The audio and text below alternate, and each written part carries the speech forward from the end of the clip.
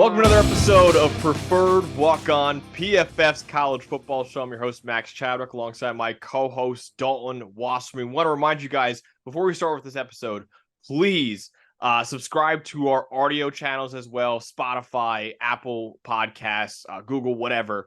We're trying to build those up as well. Leave 5-star reviews there, and also leave your questions in there in that review as well. We'll get to those in a very, very soon mailbag episode. I know we always tease that. We will actually get to that very soon. So please leave your questions, leave your takes in there. We want to get to your takes as well.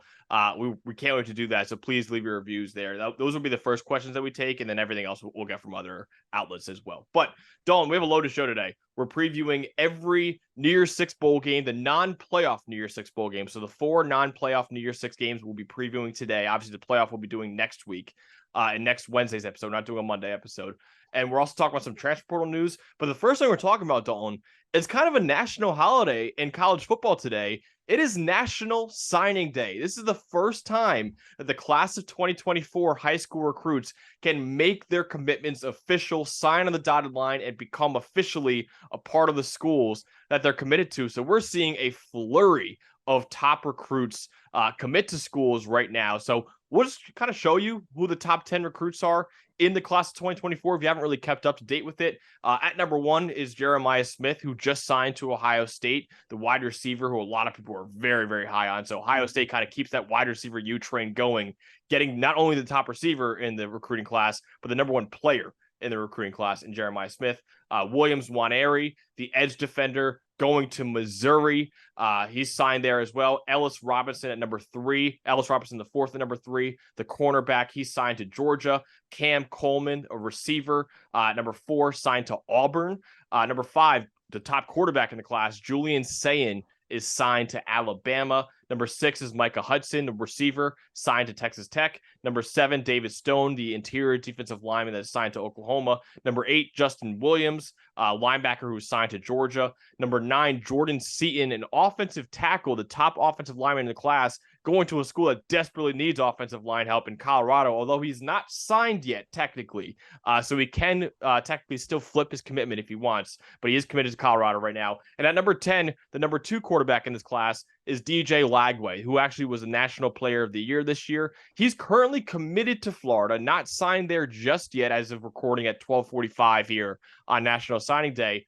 But we've heard some rumors that USC and Texas A&M are making very, very late pushes to get DJ Lagway in there as well. So, Don, in that top 10 right there, or maybe even someone outside of the top 10, what are you most intrigued by in this 2024 recruiting class? I'm always intrigued by the big-time guys that maybe go to the places you wouldn't expect. I really like Waneri there to Missouri. They really are missing like a big-time D-line piece. They got a lot of pressure, kind of creating it schematically with stunts and stuff. And I think the big one in the last few weeks since he committed was Jordan Seaton to Colorado with how bad they need offensive line help. But I think Dominic Raiola, man, going to Nebraska, flipping from Georgia to Nebraska, just such a big get for Matt Rule and a team that really, I think, made more progress this year than I thought they would. They're really solid on defense. They're really solid on the offensive line, the run game, but they're one of the worst passing grades in the country. His uncle's the offensive line coach there, so there's a clear connection. And you just get, if they just found themselves an elite passer to go with, I think a lot of underrated things that they're working with. They've really filled a big hole with Raiola. I'd be curious to see if they make him a day 1 starter. I think the road is there. Honestly, they were talking to Kyle McCord, and he ended up at Syracuse. There is nothing in his way as far as that starting job at Nebraska. It's a huge get for Matt Rule, and his teams, at least in college, have always made a big jump in year 2. I'd be curious to see what the other dominoes are that fall in Nebraska's place here as far as recruiting and in the portal to just make them take that next step, because they've been down for a long time. And the one thing clearly missing this year was a quarterback. Yeah, absolutely. Nebraska right now with the number 21 class in the country. So they bring in a really good class. Matt Rule's doing a really good job there. Yeah, Dylan Raiola, man, he's a top number 3 quarterback in the class. You mentioned his uncle was the offensive line coach. His dad, Dominic, was a All-American center at Nebraska, legendary Nebraska player. So big time flip. He actually was committed to Ohio State. Then he flipped to Georgia. Now he flipped to Nebraska, and he's officially signed on the dotted line to Nebraska. So a major, major get for Nebraska, and probably one of the best recruits they've ever brought in Dylan Raiola. I kind of want to talk about this receiver class, man. So if you guys don't know how recruiting rankings work, the top 32 players in the class are 5-star recruits, always the top 32. So basically, you could think of them as kind of college football's version of first-round picks. And of those top 32 players, 10 of them are wide receivers. Can you imagine like a first round of an NFL draft where there was 10 receivers that went in the first round? Like that'd be insane. So last year's class was kind of the quarterback class. We mentioned before how 5 of the top 11 overall recruits were quarterbacks, which is insane. Usually you get maybe, like we said, this right here, there's 2 quarterbacks on the top 11. Last year there were 5. This year, the receiver class is really where it's dominant. You got Jeremiah Smith at number 1, Cam Coleman at number 4, Michael Hudson at number 6, and you got other guys right outside the top 10 as well, and Ryan Williams, and guy who just reclassified up from going to Alabama, Mylan Graham, Mike Matthews, Brian Wesco, Ryan Wingo, and Cam Williams and Perry Thompson. All of them are 5-star recruits. Top 10 receivers in the class are all top 32 players overall. So it is going to be a loaded receiver class. And speaking of classes and receivers, Auburn brought in 2 5-star receivers in the class, and obviously Cam Coleman, who's a number 4 receiver, or number 4 prospect overall, and then also Perry Thompson, who's a number 10 receiver and number 30 prospect overall. So Auburn bringing in a top 10 class, and here are the top 10 classes actually currently. There's still a lot of things yet to happen, and actually the rankings are changing dramatically. But as of right now, again, 12:50 on National Signing Day, here are the top 10 classes. Number 1 is Georgia, 2 Alabama, 3 Florida State, 4 Ohio State, 5 Texas, 6 Oregon, 7 Miami, 8 Florida, 9 Oklahoma, and 10 Auburn. So kind of in that top 10, Dawn, is there anything that kind of sticks out to you in that the top 10 classes? I think in the top 6, you really have the usual suspects, all the perennial playoff contenders, and actually the one thing that sticks out to me is one that's missing, and I'm wondering where Michigan is, why they're not amongst this group. I believe you told me they're down to number 17. Yep. It makes me wonder if there's something they're lagging behind on, or if there's questions about Jim Harbaugh's future at Michigan, or what's going on there. Because I would think, look, the goal is always to make the playoff, and that gets a little wider now when you talk about it's a 12-teamer instead of 4. But these are all the usual suspects, especially in the top 6. Oklahoma's always floating in there. Florida usually gets good classes, and they have kind of issues on the field with winning with it. But I'm curious as to why Michigan is lagging a little bit behind the rest of these programs on the trail. Yeah, Michigan right now, like I said, number 17. Last year, they were number 18, too. And I know there's kind of rumors about Harbaugh not leaving after last year. The year before, they were number 9, and they kind of been hovering in that top 15, top 10 range before that. But yeah, the last 2 classes, they've been outside the top 15 in both, which is kind of surprising for, a team that's going to the playoff for the 3rd year in a row and winning their 3rd straight Big Ten championship. And usually a team that recruits really well, too. So yeah, Michigan kind of lagging behind there, but how about Auburn, man? Auburn at number 10. I mean, they had kind of a solid year this year, kind of an up and down year in Hugh Freeze's first year, but they're bringing in some big time players. Like I mentioned before, a couple 5-star receivers are bringing in. I'm really looking at Auburn right now and saying, okay, yeah, this is actually a pretty good class, and Hugh Freeze might be building something down there at Auburn. Speaking of top recruits, Dalton, we have a commitment from a top recruit from last year's class, Dante Moore. One of the top quarterbacks in the class, the UCLA true freshman. He is now transferring to Oregon, which was actually the school that he was originally committed to. And I think it was on National Signing Day last year where he flipped, or right around then, where he flipped from Oregon to UCLA. Now he's going back to Oregon to presumably sit behind Dylan Gabriel now next season. What do you think about this move for Dante Moore going to Oregon? I think it's a really good move. I think it's a perfect move for him to sit behind Gabriel for a year and learn, and just kind of not have that pressure of being the immediate, guy that needs to be the superstar like at UCLA, right? There are things in his game he really needs to improve fundamentally. Got an absolute hose for an arm. I think he's a true drop back passer. I don't think Chip Kelly's system, that hyper speed kind of RPO read option kind of system was the best thing for him. I think to be able to sit and watch Gabriel run Oregon's offense, and that, the pass protection's always so good. They always have weapons on the outside. They know how to create space.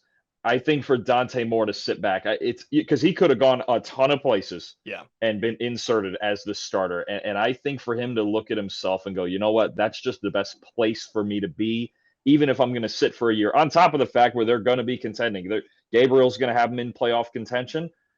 Oregon's always, they're going to be in playoff contention. This is just what they are. They're a perennial top 10 to 12 team.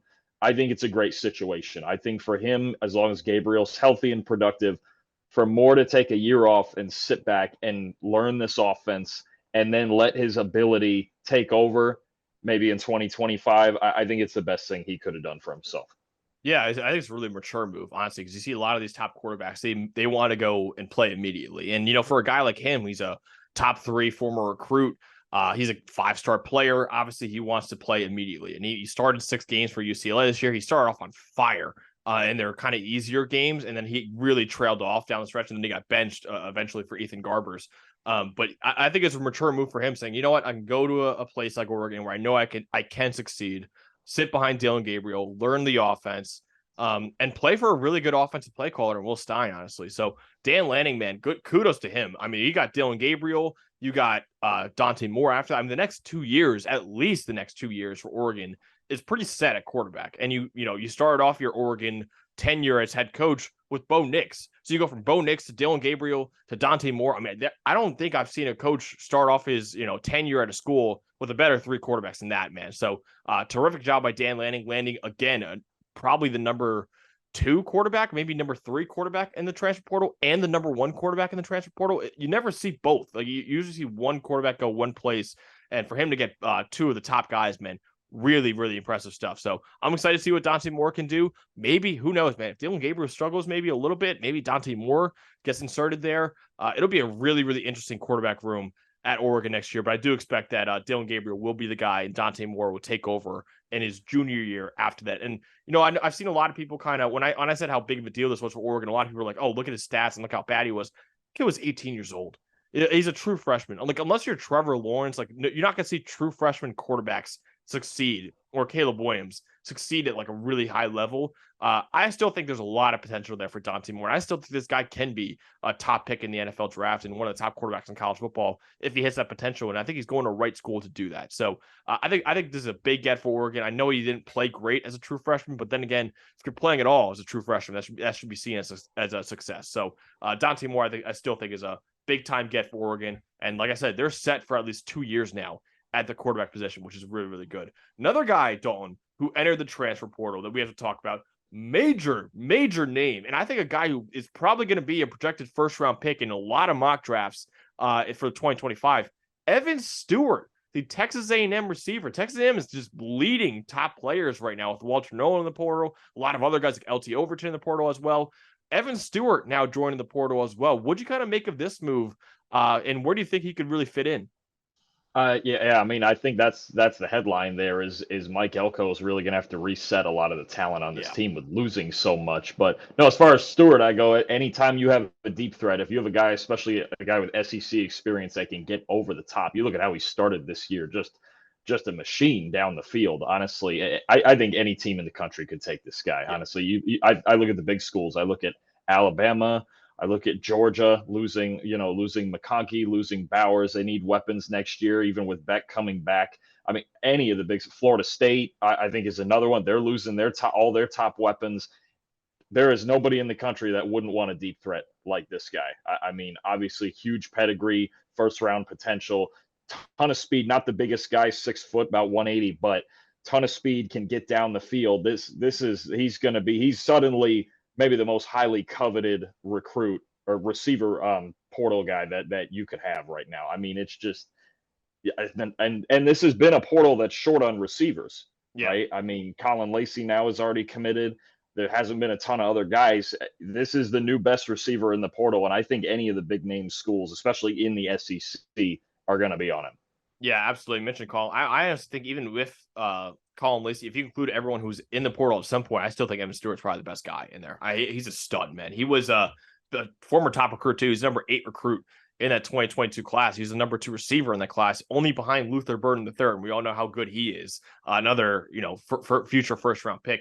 But Evan Stewart missed 4 games this year with an injury. But in last year, he had 643 receiving yards as a true freshman. He led Texas A&M in receiving yards as a true freshman. He actually had the second most receiving yards among true freshmen that year. Dalton, do you know who number 1 was that year? 2022 true freshman. Oh, I should. We just talked about him. We're doing trivia. Is it Luther? No, it's not Luther Burden. No, we just talked about him though. Last episode. You're killing me. Oh, you're doing the trivia without Dave. You want me to do it? You want me to tell you? Yeah, go for it. Tetra McMillan, man. Oh, of course. Our guy. See that? See that? See that? Our guy. Wow. And even through what Arizona was in 2022, that's really impressive. Yeah.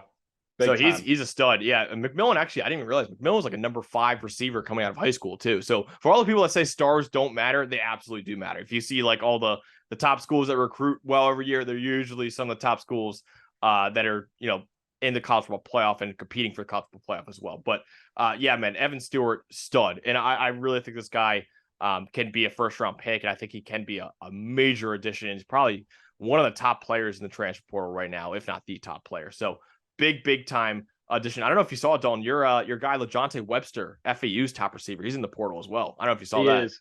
Yeah, he is, and that's a big loss for them because he really, I believe in the regular season at least, he led the country in catches. That's a huge loss because honestly, this year he was basically their entire offense. They struggled at quarterback, struggled on the offensive line, the run game. He was the one guy that really made them a somewhat respectable offense.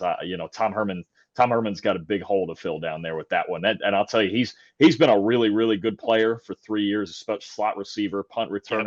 Yep. Whoever gets him is getting a really, really good player. Yeah, absolutely. So right now the rumor for Webster, we're kind of getting off track here, but right now Webster is Auburn and Arkansas are the two that are really looking at him. So you imagine at Auburn with what they're getting at receiver now? Oh, that'd be nasty. Man. 2 5-stars coming in. You got Webster. Oh my God, that'd be disgusting. I don't know what their plan is at quarterback. I think Payne Thorne still has eligibility left. I don't know. But man, that would be nasty if they can get that receiving core. But yeah, so Evan Stewart now in the transfer portal, that is a major addition, and we'll obviously cover wherever he goes and whatever rumors that are swirling around him as well. All right, Dalton, now we'll get to the meat of the show, which is previewing the 4 New Year's 6 bowl games that aren't college football playoff semifinals. Like we mentioned before, we will preview the college football playoff obviously next week in full detail. We'll do a full long preview for both those games. Obviously, only 2 games that we're previewing that week, so we'll do a big preview for those 2 semifinals. But we'll still talk about the 4 non-playoff New Year's 6 bowl games as well, because those obviously matter a lot as well. And the first one we're talking about is the Goodyear Cotton Bowl Classic between number 7 Ohio State and number 9 Missouri, which is on Friday, December 29th. At 8 o'clock on ESPN Eastern Time. Kind of just to, again, talk about the notable opt-outs in this game like we did for the best non-New Year's 6 bowl games. For Ohio State right now is currently just Kyle McCord, the starting quarterback, who of course transferred to Syracuse in the correct move. In their running back, Chip Trainum, he is transferring as well to Kentucky, and Julian Fleming, the receiver, is transferring. We don't know yet. Hopefully Penn State, we'll see, but he is transferring as well. There is a chance that Ohio State could be without Marvin Harrison Jr. We don't know what his plans are yet. Also, JT Tuimoloau has not announced his intentions yet. Travion Henderson has not announced his intentions yet. And Michael Hall Jr. has not announced his intentions yet. So those 4, we don't know. Emeka Egbuka is playing in this game, as well as some other top prospects for Ohio State. But Harrison, Tuimoloau, Henderson, and Michael Hall, we don't know yet. So as of recording right now, we don't know what they're going to do. As for Missouri, this is their first New Year's 6 game in a decade, and they don't have anyone that's opting out right now. So Missouri should be at full strength going into this game, Dalton. So what are you looking forward to most in this game between Missouri and Ohio State? It's assuming, obviously Harrison's the big story, but assuming a lot of those defensive guys opt in, I think it's a game of Missouri's offense versus Ohio State's defense, right? If Ohio State will be running a backup quarterback out there, probably Devin Brown, most likely. Yeah, it will be Devin Brown, yeah.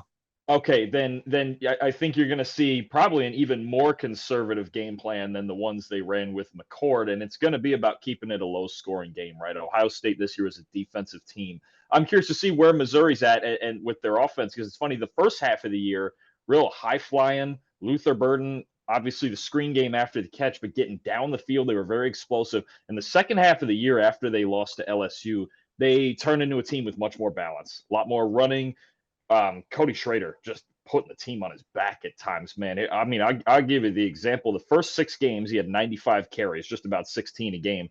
The last six, 143, closer to 24 carries a game. They leaned on him. You know, their pass protection wasn't quite as good the second half of the year. Cook was holding the ball a little longer as a result, and they just became this team. It was more running, more play action off of it, not asking Cook to do too much. And they're still the fifth best run blocking team in the country. So I'm curious to see what angle Missouri comes in this game with an extra month to prepare. Luther Burden was playing through a hamstring issue later in the season that kind of hindered the explosiveness at times. It just wasn't as common as it was in the first half of the season.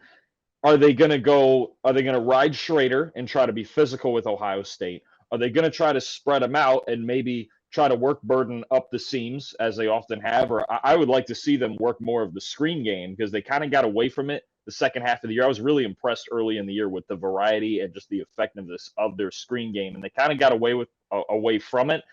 Part of that, I think, was Burden's injury. You know, he basically didn't play in the Kentucky game. I think he played in maybe part of the first quarter and then was just done for the day, and they won anyway. And that was really a big day for them because they found out they didn't have to ride Burden to victories. They could get on Schrader's back.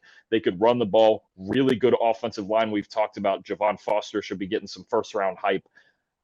I'm very curious where Kirby Moore goes with this game plan, especially if Ohio State's D line is fully loaded. That's really the matchup for me. Does he feel like his offensive line can be as physical as Tuimoloau and Jack Sawyer and those guys up front, or is he going to let Cook stand back there and throw it over their heads first to set up the run?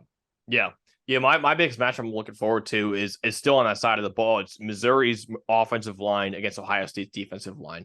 Missouri has had an incredible offensive line. As you mentioned, Javon Foster, one of the top left tackles in the country. Connor Tollison, their center, has been one of the best centers in the country as well. The entire O-line has really been really good. Missouri's offensive line as a unit has earned a 79.1 grade this year. That only trails Oregon State and Georgia among Power 5 offensive lines this year. So Missouri is the third highest graded offensive line in the Power 5 this year, and their 85.9 run blocking grade is second among Power 5 offensive lines, trailing only Oregon State. So they've been a really, really good run blocking unit, creating holes for Cody Schrader to run through. But you go against the Ohio State defensive line, man. Ohio State's defensive line is the second highest graded D line in the country, only behind Michigan this year. So Ohio State has superstars on that line between Tuimoloau, Jack Sawyer, Michael Hall Jr., Tyleik Williams.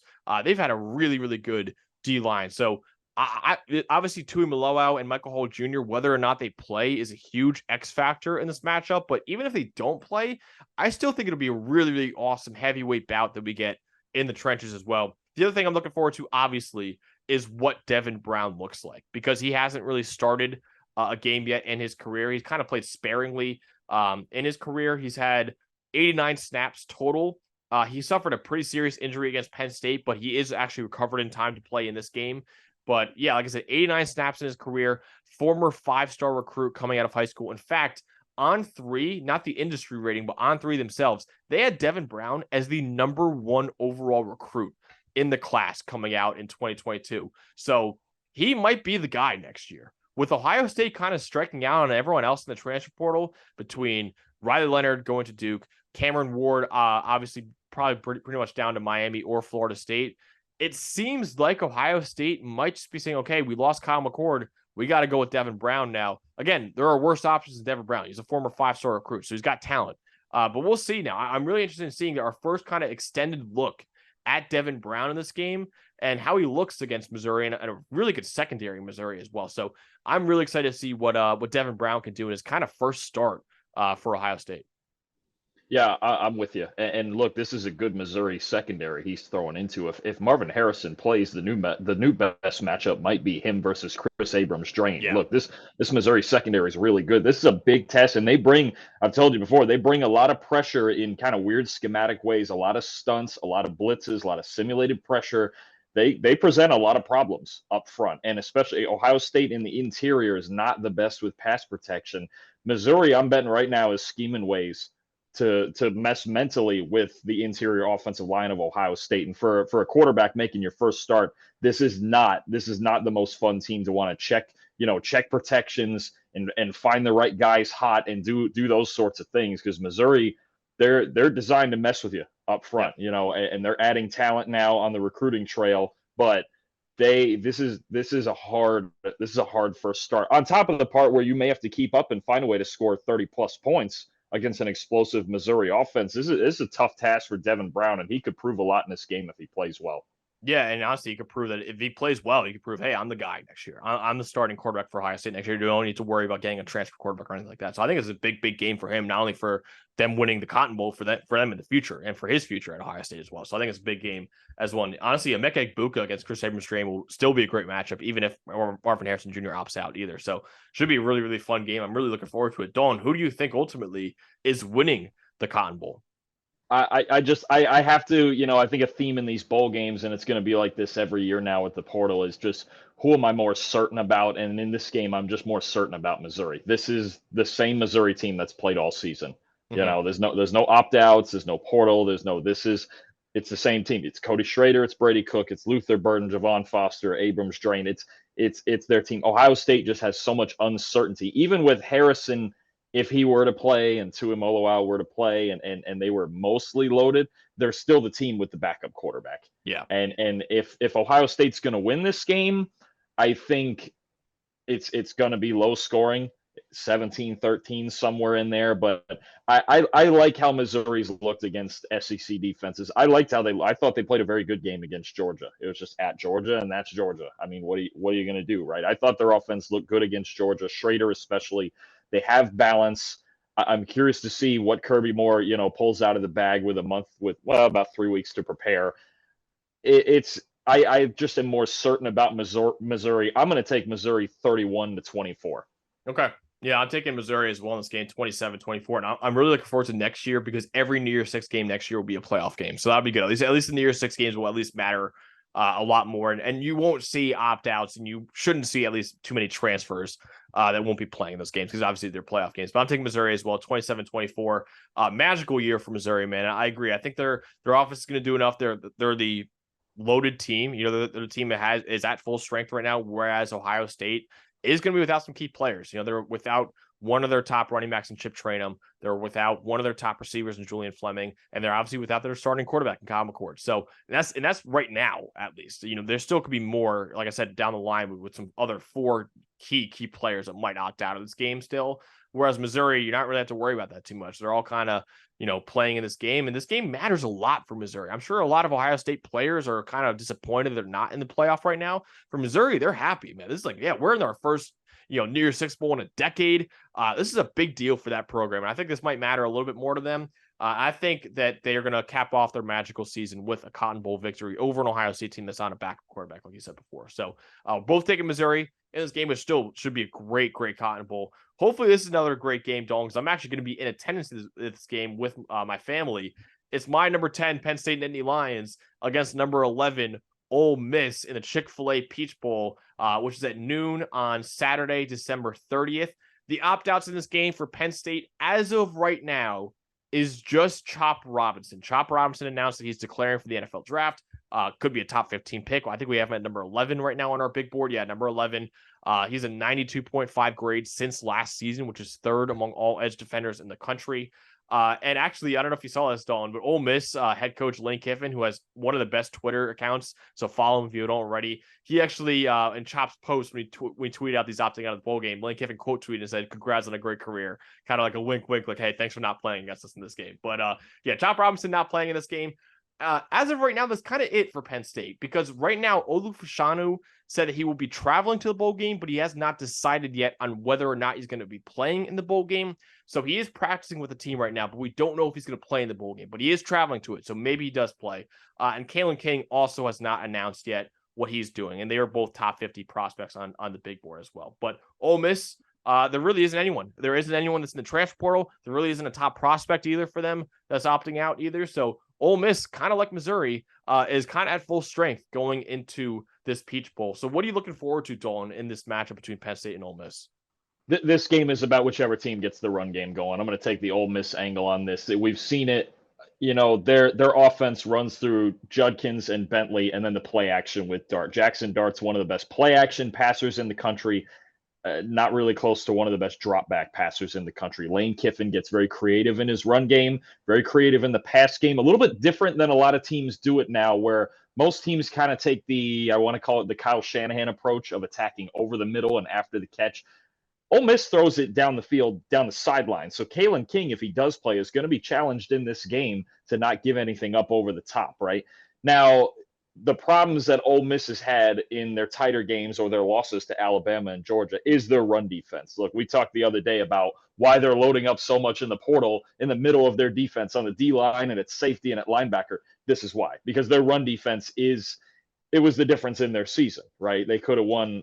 At least the Alabama game could have kept themselves a lot tighter in it, because you can't just win one way. You can't just win with explosive plays and not being physical with certain teams at some point. And Penn State's as physical as it gets, right? They're the 11th. They have the 11th best run D grade in the country. They play Big Ten football, and they're third in the country in cover grade against play action. So there's a lot about Penn State's defense that could cause Ole Miss some problems. Now, Chop Robinson not being in there, that's a win for Ole Miss for sure, especially if they get themselves into drop back situations. But I'm looking at Ole Miss needing to run the ball well on early downs. Now, Judkins had a great game against Mississippi State, forced 15 missed tackles, which might be a season high for anybody. I'd have to look at it. When he's on, he's really on, and they get, along with Ulysses Bentley, when they get this run game going, then Lane Kiffin gets in the play action bag, in the trick play bag, in the read option bag, all of that stuff. I think he's the best play caller in the country, but they have to get to it. On the other side, I mean, we've just seen Penn State's offense be inconsistent all year, but this is a game with an Ole Miss team that's 73rd in run D grade and really has not been good in their primetime games against the run. They have to get Allen and Singleton going, right? Yeah. And I think another story here with Penn State is you mentioned Robinson as the opt-out, but they also have already lost both coordinators. Yeah. Right. You've got fired the offensive coordinator. Manny Diaz is now at Duke. I mean, you're talking about a team with no coordinators, without their best defensive player. They really need to get on the ground, control this game in the run game, which gets even tougher if they don't have Fashanu. Aller, we like Drew Aller a ton, right? But it's just not been consistent enough, especially on the outside in the passing game, to think that they're going to stick around in a high-flying game. They need to win the same way they've won all year. Defense, Allen, Singleton, grind it away, be more physical. That's Penn State's road, but it's going to be about whichever team gets their run game going first, especially on early downs. Yeah, my matchup is kind of a broad matchup, and honestly, it sounds like, no dub, but it's like, dude, it's just almost his offense against Penn State's defense. Like, that is a really broad matchup, like I said before, and you did a great job of kind of narrowing it down, but it really is just one of the top offenses in the country with one of the best play callers against a really, really good defense all around, too. Penn State led the nation in an EPA per play, and we're one of only 3 defenses in the country to have 90-plus grades in coverage, run defense, and pass rushing. All 3 phases of defense that we grade, they had 90-plus grades in all 3. So they were one of only 3 defenses to do that. Penn State will be without Chop Robinson. I think is a great point you made too. Manny Diaz also not coaching in this game. He's now Duke's head coach. So it's another big loss for Penn State, who actually just hired Tom Allen. I don't know if you saw that, Dolan. Tom Allen, Indiana's former head coach, Penn State hired. So another former head coach Penn State bringing in as a defensive coordinator, because obviously Manny Diaz was at Miami as the head coach before he came over to Penn State. So kind of hopefully another one they do right there. I love the hires that James Franco's made this year. Obviously Kansas' offensive coordinator coming in as well. I do think it will still be a really good edge group, because Penn State is really, really good at edge. Disa Isaac is a really, really talented player. He's had like an 82 grade this year. He's the other edge defender for Penn State. And then another guy who I'm really, really excited about to see, especially next year, Denai Dennis Sutton, who is a 5-star recruit coming out of high school. He's graded out really highly on the snaps that he's played. He played about 378 snaps this year. He had a 75.7 grade. So he's a freak athlete, former 5-star recruit. He's going to be one of the starting edge defenders next year, obviously with Chop Robinson leaving. So I'm excited to kind of see him as kind of his first true starting role against Ole Miss. I still think it's going to be a really good, talented defensive line. But Ole Miss, man, they're top 20 in the country in overall grade, passing grade, receiving grade, and rushing grade. The only place where they're not, good at on offense is the offensive line. They are 84th in pass blocking grade this year and 68th in run blocking grade. So like I said, even though Chop Robinson is not playing, and that's a major loss for Penn State, don't get me wrong, I still think Adisa Isaac and Denai Dennis Sutton can create some havoc in the front for Penn State. So Penn State's defense, I don't think you need to get in the game where you rely on your secondary to cover Ole Miss, because like you mentioned, Lane Kiffin and those receivers and Jackson Dart and Quinshot Judkins, man, they will beat you if you let them. I think you got to win this game in the trenches for Penn State. And I think even without Chop Robinson, I think there's an avenue for Penn State to do that. So ultimately, Dalton, who do you think is winning the Peach Bowl between the Nittany Lions and the Rebels? This was maybe the hardest game to pick the entire bowl season because of the contrast in styles and both teams being really talented in their strengths and what they do. I've been back and forth in this, and Penn State does have an advantage in the trenches, but I'm going to lean towards Ole Miss. I think yeah, I know you're going to hate it, but I think this game is intriguing, I think, too, because these are two programs in very similar states. Penn State's clearly the third best team in the Big Ten, and with more competition coming in now. Yeah. Ole Miss, you could very well argue between them and Missouri as the third best team in the SEC. Both lost to the two elite teams, and just kind of trying to establish themselves. It's very possible the winner of this game could walk into next year as a top 5 team, right? Yeah. I think this is the right game for both these teams to be playing across from a motivated opponent. This year, if there was a 12-team playoff this year, they would have both been in it, right? Mm-hmm. Ole Miss with all of the transfers coming in, they're loading up for next year. Penn State trying to figure out the coordinator situations, trying to surround Drew Aller with more, right? These are two teams in a very similar. I think this is a huge game. This might actually be the biggest game when it comes to like ramifications for next year out of any game in this bowl season outside of the playoffs, right? So I think I'm leaning Ole Miss though. I love Penn State's defense. I think Chop Robinson is a big loss because their pass rush to me is their best asset. Yeah. And I don't think they've seen good offenses. Michigan ran the ball every single play. Ohio State basically threw a slant to Marvin Harrison every single. I don't think they've seen an offense this weird.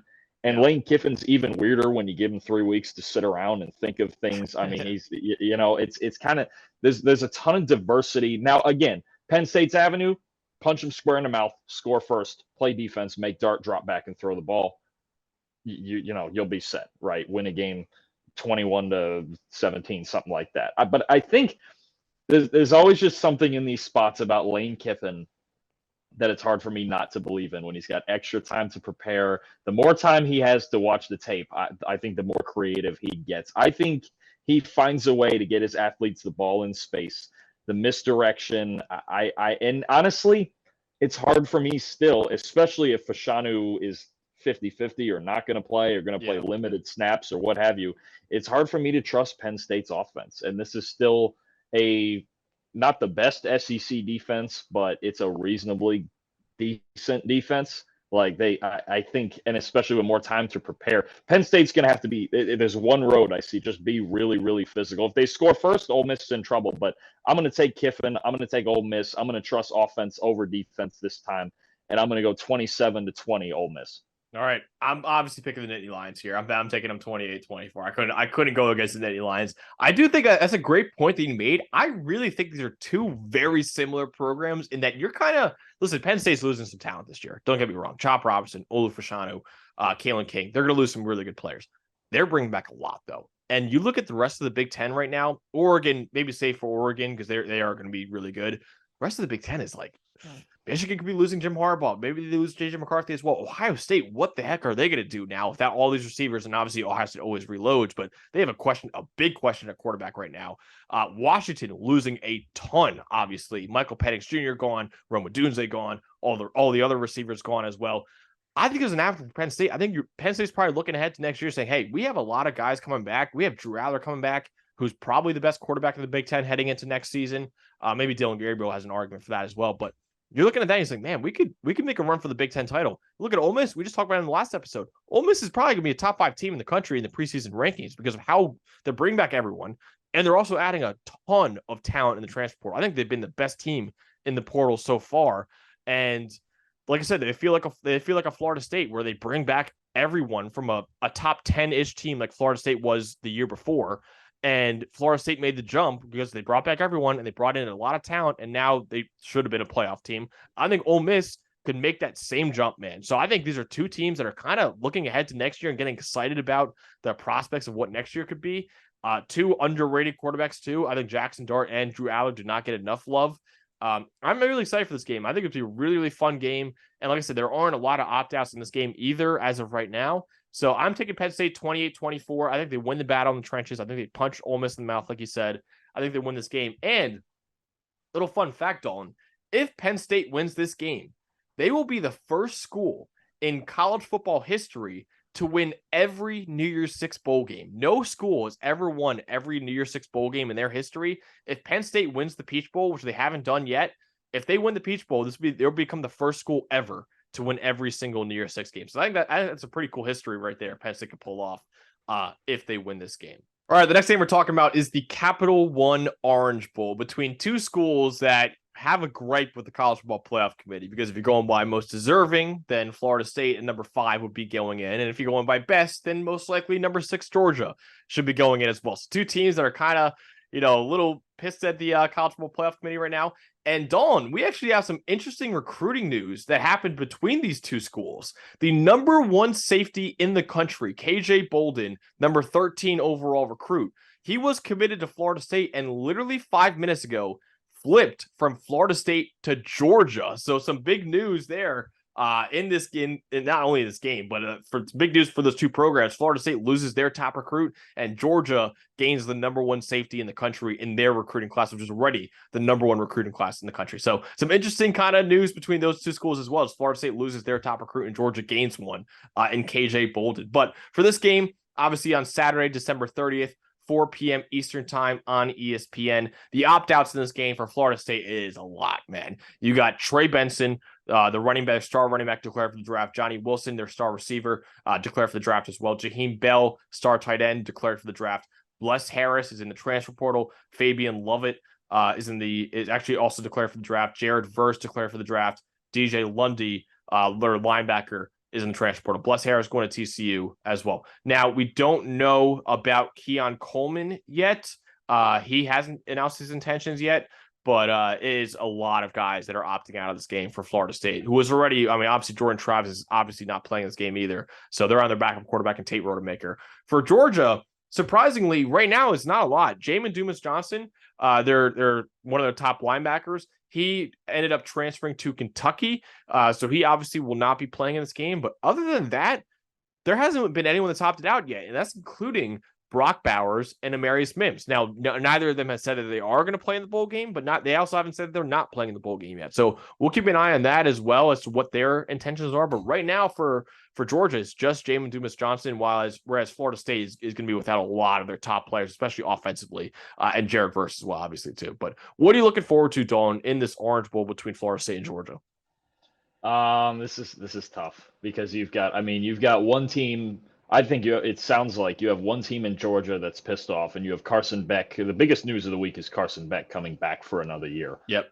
Instead of going into the NFL draft, and he really, the way he announced it, and the way he really sounds like he's loading up to try to win one as a starter, right? Florida State, from Mike Norvell's comments, I believe it was yesterday or 2 days ago, they just sound dejected, man. It's hard. No Verse, Benson, Bell, Lovett, Wilson, 50-50 on Coleman, 50-50 on Braden Fisk. You lost DJ Lundy, starting linebacker, to the portal. Bless Harris, offensive lineman. Obviously, this team fully loaded we're assuming Tate Rodemaker in there would have had a tough task beating Georgia, even with Jordan Travis. I mean, Yeah. I might have called it an even game. Maybe I still might have favored Georgia.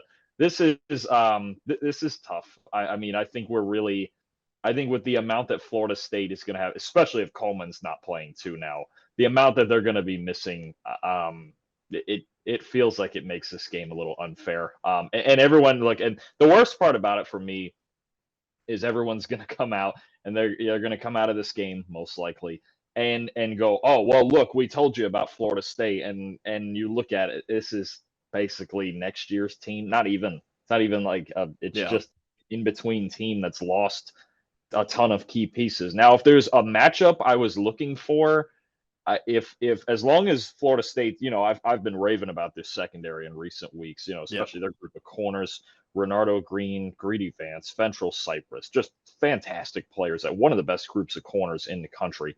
I think if there's a guy who could really help his draft stock in this game, I think it's Ladd McConkey. Facing a group like that, if you've got the press man abilities of Renardo Green, especially love him. I'm not gonna lie, I think he's one of my favorite corners in this draft. Love it. I think McConkey is, even if Bowers, let's say if Bowers doesn't play and Beck has to really rely, like they did for a couple of games on the receiving core. If McConkey can go out there and torch a group of corners like this, I think we start having some real top 50 discussions about him. I believe he's already in there for Trevor Sikkema, but Yeah. he's a fantastic route runner. He's got excellent hands, underrated speed to get down the field. I think this would be a fun test for him against a group that likes to play a lot of man coverage. That probably I would say between them and Alabama, have the two best groups of corners in the country. That would be where I'm looking at if we're talking about raising draft stock and doing all that. But otherwise, it's just Florida State is missing so much, especially offensively, that it's hard for me to imagine that they're going to be, the motivation's already an issue, and now it's hard enough to play Georgia fully loaded. Now these are big names. These are some of the biggest names in college football they're missing. So it's just not the same team. No, and dude, they put up 16 points against Louisville with everyone else. I mean, Rodemaker obviously wasn't playing in that game, but everyone else is playing in that game, and they still only put up 16 points. And Georgia's better defense. And Louisville's got a great defense, but Georgia's probably got a better defense than Louisville. So might not be too pretty either for Florida State offensively. My matchup was exactly that. Was Georgia's passing game against Florida State secondary. Carson Beck, like you mentioned, is coming back to school. Major get for Georgia to bring him back. One of the top quarterbacks, not only next year's draft, but also maybe the top quarterback in college football going into next year. 91.9 grade. That only trailed Jaden Daniels and Bo Nix among FBS quarterbacks. And both of those guys were Heisman finalists. So I think you could have made a case for Carson Beck to be a Heisman finalist too. He was that good. But like you mentioned, man, Florida State, 93.8 coverage grade, their secondary this year. That's only second to Alabama among FBS schools. So they've been terrific in coverage this year.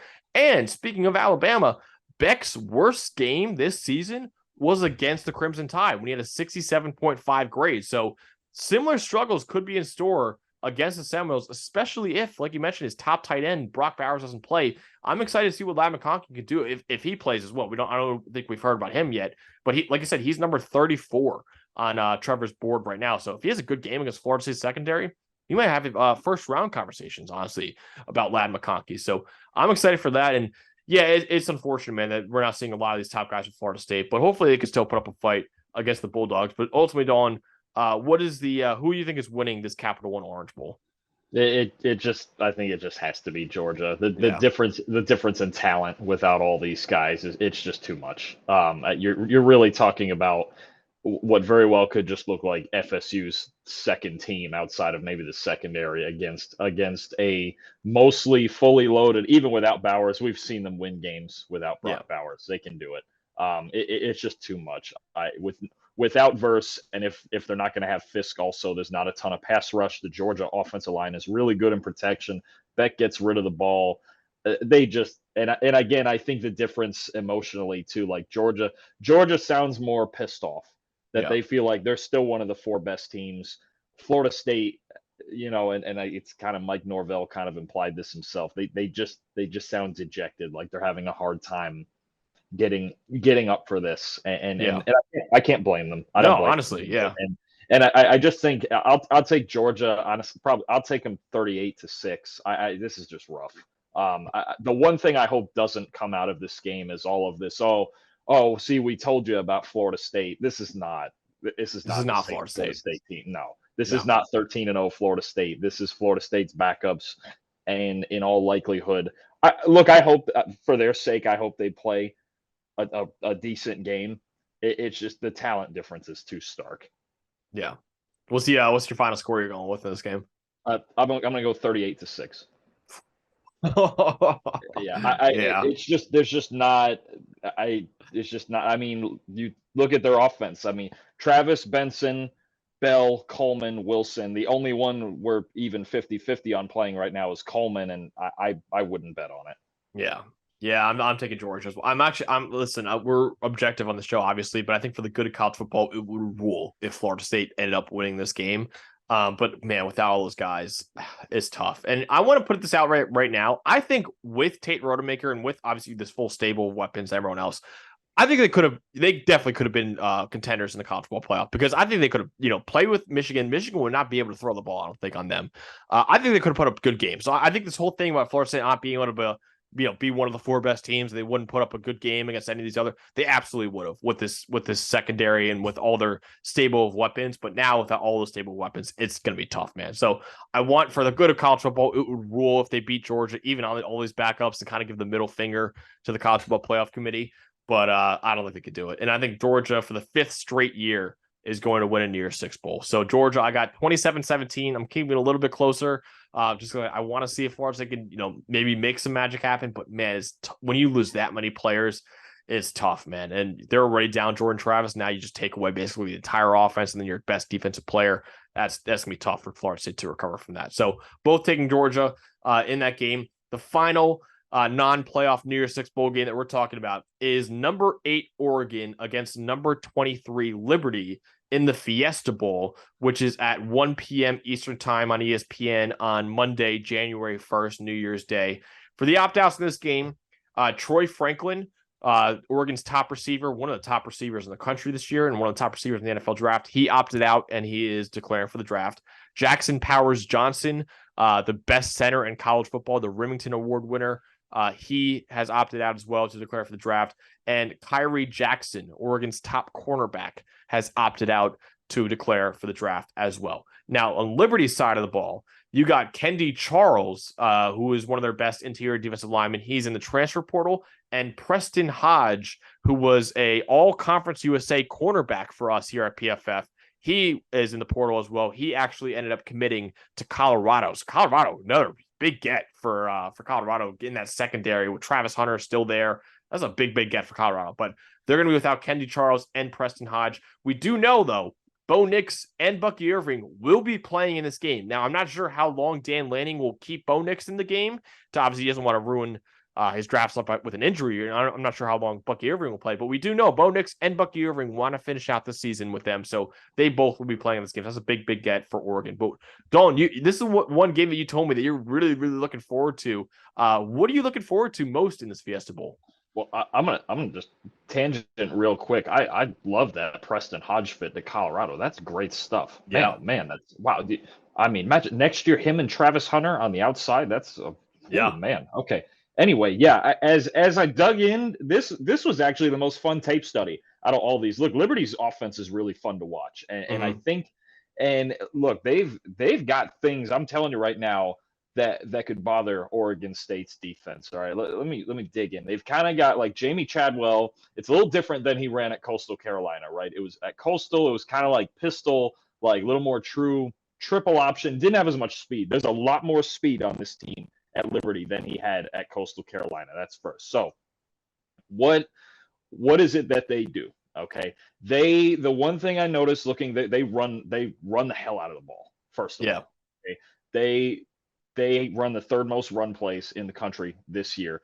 Caden Salter, excellent runner. Quentin Cooley's the engine man, 9th in the country in rushing grade, a physical beast. He can make big plays. He's probably the best back in the country you've never heard of. All right.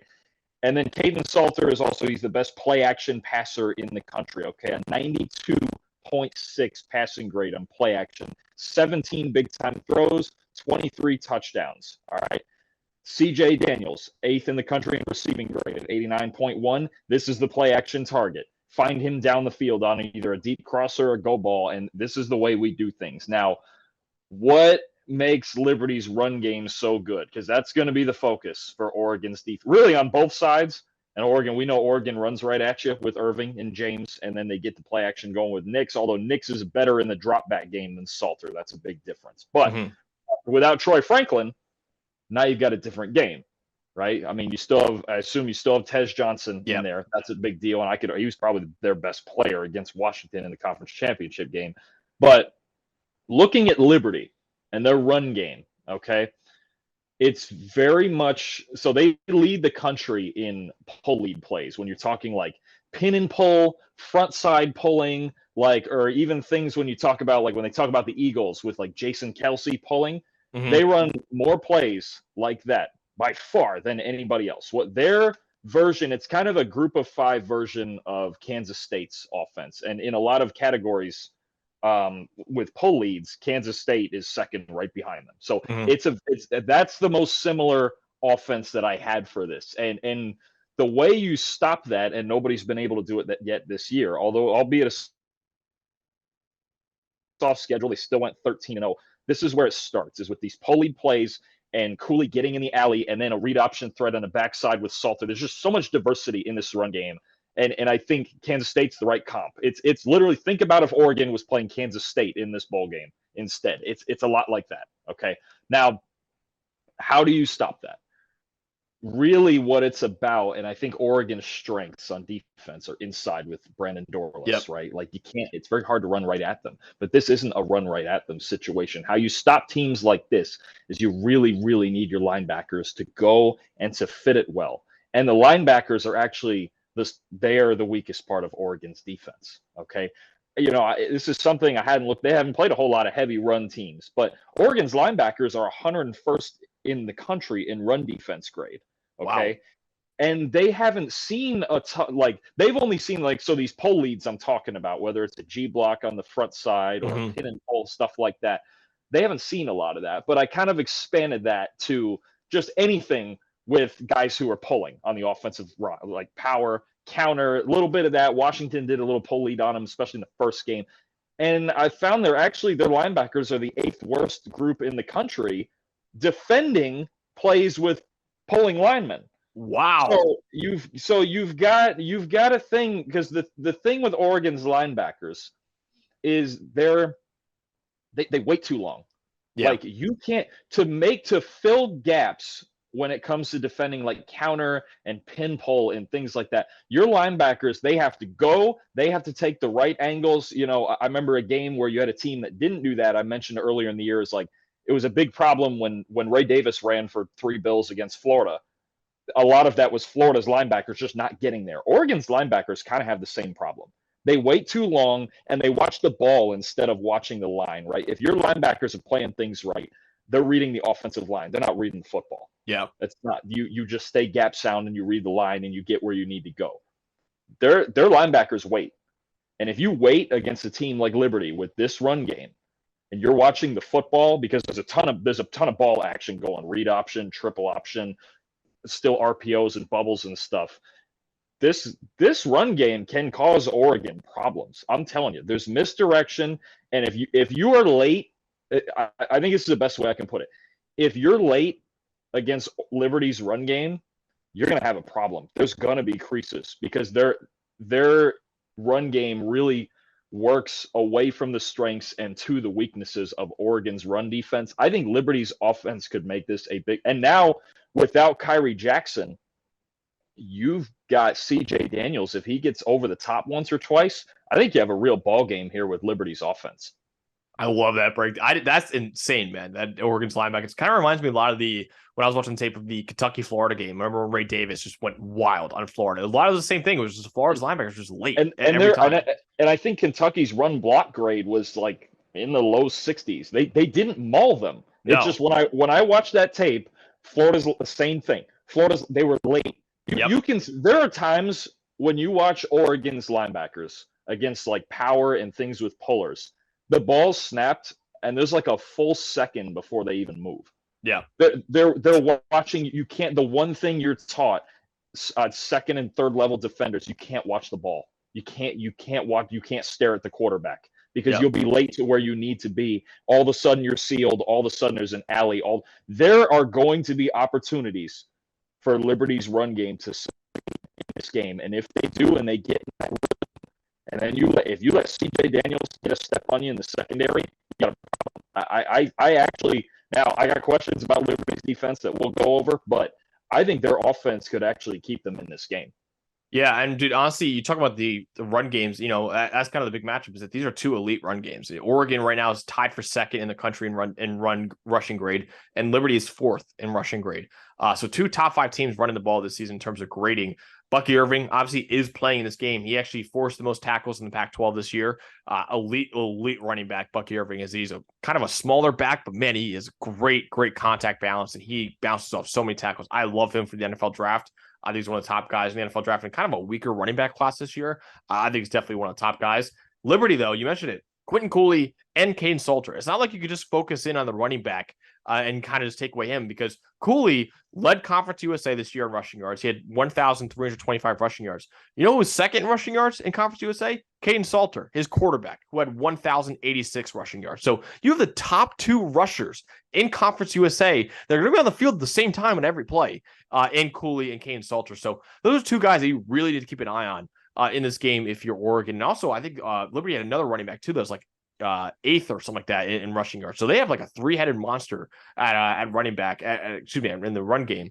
But and also Oregon and Liberty, you mentioned the run defense. They're both outside the top 35 in run defense grade as well. So Oregon and Liberty could both have some success here on the ground. So ultimately, Dalton, in a game that a lot of people are kind of assuming is going to be one of the bigger blowouts of the New Year's Six bowls, you kind of convinced me right there that Liberty might stand a chance in this game. Do you think the Flames pull off the upset? And do you think for the second year in a row, the New Year's Six bowl, the Group of 5 team will win the New Year's Six bowl?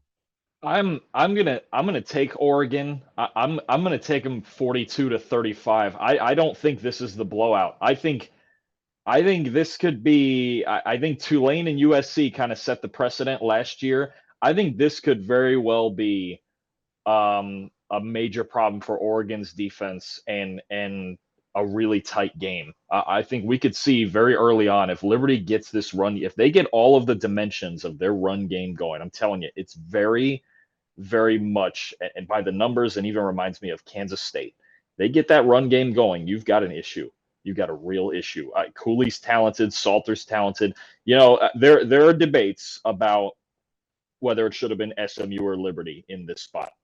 There is not a debate that they're both really good teams. Now, Liberty, I'm going to trust Oregon's defense to find it just a little bit more, especially if they can force Liberty into 3rd and long and make Salter drop back. If you get in a non-play action game, not as good. They don't have a ton of receivers in the drop back game to work with, and Salter's just not, it's just so much better with play action than it is without. But if I'm telling you right now, Max, if Liberty gets set up early in this game in their run game, this is a problem for the second level of Oregon's defense. It is. I'm going to take Oregon 42-35. Bo Nix is still playing. Tez Johnson's still playing. Oregon's still really good, and their only 2 losses are to Washington twice. But I think this game will be closer than people think. Yeah, I'm going to take Oregon in this game as well. I think it's going to be a little bit more lopsided, but not too much. I think Oregon wins 40-24. I think Bo Nix caps his career. Now, I think a really interesting part of this game is how much Bo Nix plays, whether or not Dan Lanning's keeping him in the game for the entire time. Also, their backup quarterback, and Ty Thompson, is transferring as well. So Oregon will be on the 3rd string quarterback, who I believe is a 4-star true freshman. I think Austin Novus has his name. But if Bo Nix doesn't play the whole game, then that could really open the door for Liberty to pull this off. And I like Caden Salter a lot, man. He was a 4-star recruit coming out of high school. He actually went to Tennessee initially.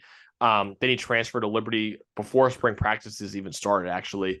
But he's a talented quarterback, and I think Liberty's going to wow some people with their run game this year. And I think Jamie Chad was really building a really good thing down there in Liberty. So I'm taking Oregon in this game too as well. But yeah. I think too, I think this game has a lot of consequence for Liberty too, because I think there's a big contingent, maybe I might be in it as well, that SMU should have been here. But now that you've got this Group of 5 playoff spot, right, starting next year, is the preseason rankings, is that going to have now SMU's going to the ACC, so that's not a thing there, so next year, I look at teams like UNLV, like Memphis, like Boise State, like Fresno State, some of the, I've talked about USF might be a sleeper with Byron Brown, but Liberty, if they win this game, and they're currently, where are they, number 22, or are they higher than that? I forget. 23. 23. If they win this game, where do they start? Because if they lose this game and their strength of schedule, I have a feeling they may not be ranked going into next year. Maybe 25 out of. If they win this game, where do they go into next year ranked? Probably pretty. I mean, Tulane. What did Tulane start at? Tulane started at. Let me see preseason poll over here. Because Tulane beat USC and they brought back a lot. I think Liberty is probably bringing back a lot too. Tulane started at number 24 in the preseason ranking, which is the highest for a Group of 5 team. So right around there. They would be higher than that. Yeah. If they're bringing this whole crew back, I think you talk about they almost have to be the favorite just based on the rankings, right? And I'm taking a look at their schedule right now. Out of conference. Yeah. They'll probably have to go undefeated because out of conference, you're only looking at East Carolina, App State, and UMass. They're not playing any Power 5 teams again. So my assumption is they'd have to go undefeated again. But if they bring this whole crew back, it's hard to think not, because Conference USA just isn't. It's arguably the weakest conference in the country. Yeah. But I would be curious to see if Liberty were to pull this off, where they would go into next year ranked. And, if they have a big advantage over every other Group of 5 team in the inside track for a playoff spot next year. Yeah, they probably do. I mean, think about Tulane's losing Michael Pratt.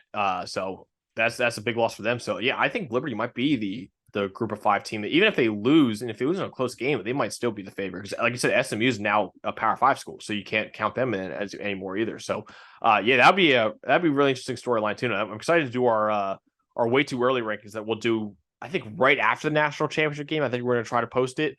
I'm really excited about that, and we'll see what we have Liberty in there as well. But yeah, I'm taking Oregon in this game. I think it'll be a really good game as well.